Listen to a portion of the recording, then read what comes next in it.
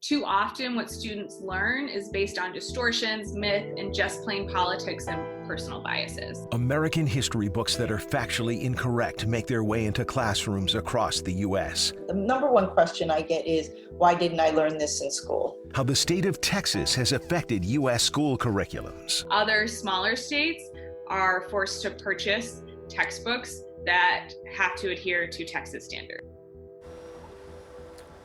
All right, school textbooks, an important component in every classroom and lesson plan, and yet many history textbooks are bound with false narratives and inaccuracies about African Americans. Well, this racist slant dates back to our founding fathers, but what is even more disturbing, remnants can still be found in school books today.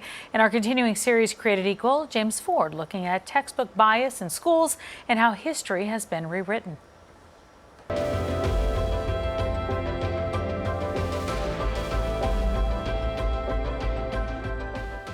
The story of the white man. Those are literally the first words of a widely used history textbook in the 1930s, and most American textbooks haven't changed much over the years. If you leave people out of a narrative, they suddenly become invisible. Historian Donald Iacovone has found that to be a recurring theme while writing his new book, Teaching White Supremacy. In his research, he read some 3,000 American textbooks from the 1830s to the 1980s.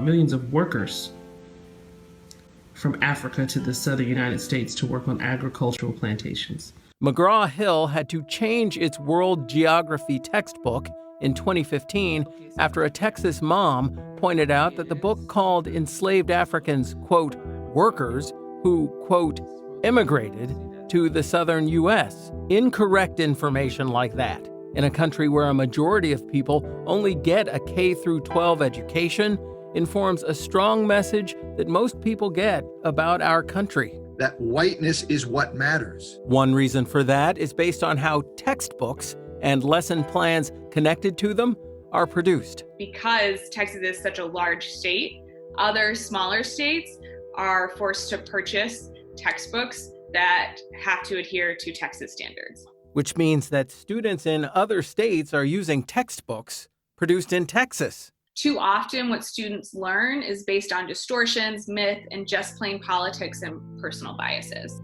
Major publishers like McGraw-Hill, Pearson, and Houghton Mifflin Harcourt all have policies of countering racism and promoting diversity. But actual lessons from the classroom, people told us, have not always reflected those policies or been engaging. It was always skewed to make America look better. I feel like a lot of the information is left out. Along with factual inaccuracies, some courses in many schools are taught by underqualified instructors. They're still relegating history classes to gym teachers. Of all school subjects, history has the highest rate of teachers who didn't major or get certified in it. So when it comes to issues like slavery, Jim Crow, and other African American topics, The number one question I get is, why didn't I learn this in school? Professor Martha Jones of Johns Hopkins University is among many scholars of African American history who say white supremacy is built into American education. How? Look close to home. You can't tell a story about racial inequality and inequity without talking about New York. It was here, right across the street from where George Washington took the oath of office, that this man, Noah Webster, another founding father, published the new nation's first daily newspaper.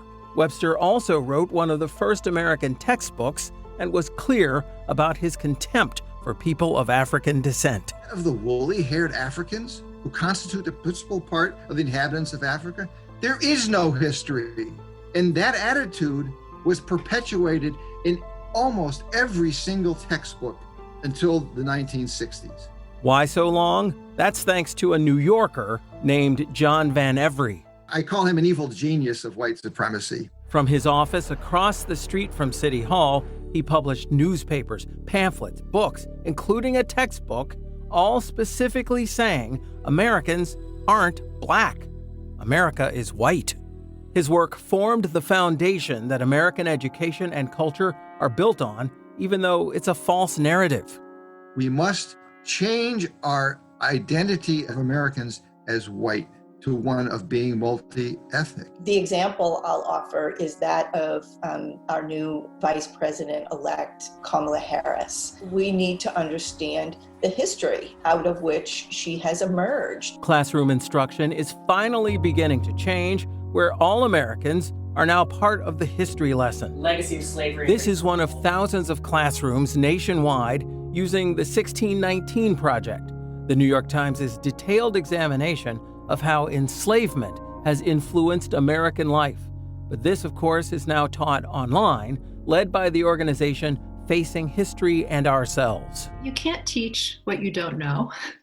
And 80% of teachers in the United States are white. We create classroom resources, so that's lesson plans, unit guides, multimedia, films. It's part of a new, evolving way to teach. Instead of using history textbooks, teachers are taking students and adults online, where getting the education narrative right is more important than ever. We are making sure that folks who have questions about that when they come to a space like Wikipedia find not only good, accurate facts, but they find links to excellent secondary sources. They might even find links to primary materials where they can read the history firsthand. These are some of the many entries she's supervised. Wikipedia's formed a foundation that helps fund such efforts to ensure it's a teachable resource. And while experts say racism in some of the latest textbooks persists, they also say there still are problems, but they're much, much better. When there's demand from parents, perhaps, and communities, even textbooks can tell a more complete and inclusive story. Also, many African American scholars are writing their own textbooks that are now being used in classrooms. But generally, the textbooks continue to lag behind reforms in education. The historians we spoke with say that is still happening in Texas, which ends up affecting so many other states. Tamsen and Craig. All right, James, thank you. All right, and to watch all of our Created Equal stories, you can visit our website, pix11.com/createdequal.